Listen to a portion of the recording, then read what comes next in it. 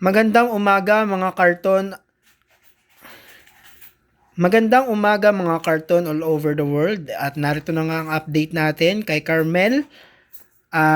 Ngayong May 1, 2026 ay i-release na ang original solo song ni Carmel na may title na Morena. Pakinggan natin ang vibes ng kantang ito.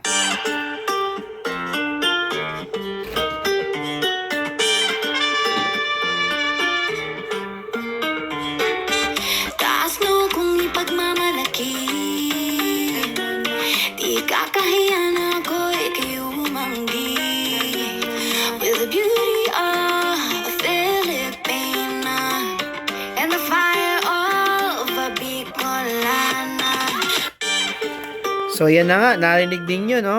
Ito ay produced ng Star Music Philippines at bagay na bagay talaga sa boses ni Carmel na may pagka sweet, bossa nova.